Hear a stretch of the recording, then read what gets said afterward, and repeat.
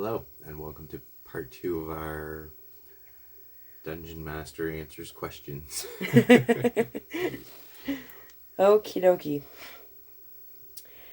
How do you make players feel like their world is real? I'm pretty descriptive. I was a writer for a while, so I usually try to describe the environment and everything like that. Oftentimes, if there's a lot of players and you're describing somewhere that everybody is showing up to, then you can take a little bit more time. And and I usually do voices for the NPCs and the villain, the BBG. That would be funner, I think. Oh yeah, I love doing the villains. It's awesome. Mm-hmm. Yeah. You get Doing different voices and stuff too. That would be really more interesting. Yeah. Yep, Making it more lively. Super fun. Okay. I'm not sure I know what this question means, but you can explain that and then answer it. Sure. How do you handle a player that tries to break the game? Okay, so there's a couple ways that they can try to break the game, but I don't. I mean, I try to correct it, but then I'm not going to tolerate somebody wrecking the game for everybody else. So they'll probably just be asked to, find a more fitting group. Okay. So what would that entail? Like what? Somebody that is intentionally trying to do shit. Like. Well, okay. So if you wanted to play the character in the campaign that was secretly working against the party for the BBEG or something like that, big bad evil guy, then talk to me about it, and I'll work it into the story element.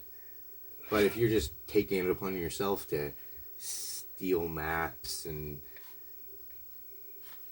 destroy quest items and stuff like that, or trying to PvP with characters, or every time we go into a town you're just a murder hobo, those are all things that kind of make a toxic player, right?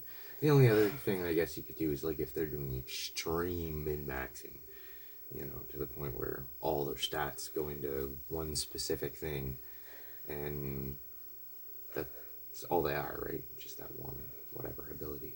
Mm-hmm. It becomes tedious. Ooh. What makes a campaign addictive? Cliffhangers. Yeah, I can imagine that. Yeah. That and people experiencing story arc with their character. A desired story arc. Like, you don't want to force an anti-hero role on somebody that doesn't want to play it, right? That's why I'm always big on play whatever you want, but want to play that. Right. Okay. Can you improvise an entire story if a player goes off script? Oh yeah. You have to.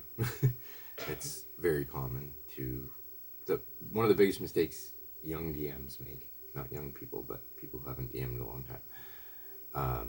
They'll plan a big campaign or scenario, and you'll be like, "Oh, there's this big spooky mansion on the top of the hill," and they'll be like, "Yeah, but that carrot farmer looks suspicious. We should go talk to that carrot farmer some more." And you're like, "That was just some guy they walked by that you just happened to name," and now all of a sudden you have to write a backstory for them, or you have to like keep trying to detour them to the to the mansion. Like, okay, I'll find another way. Carrot farmer's constantly like, "You should go check out that mansion on the hill. Tell us about your childhood trauma." They just players. What I'm saying is they don't always do what you think they're gonna do, right? Right. Is he giving you that stare down thing? Oh, he's so cute. What's going on, bud? He's like, what are you guys talking about? I smell food over there. Why is it so interesting?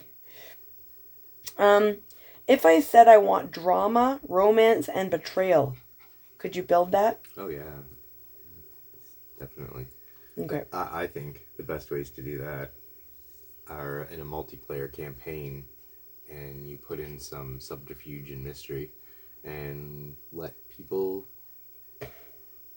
open PvP. That's what I say. And if players can attack each other, as long as they're not doing it in a ridiculous way that's just gonna outright destroy the story. You know what I mean? Mm-hmm. Someone's just like, oh, haha, I'm gonna attack all these people. You know what I mean?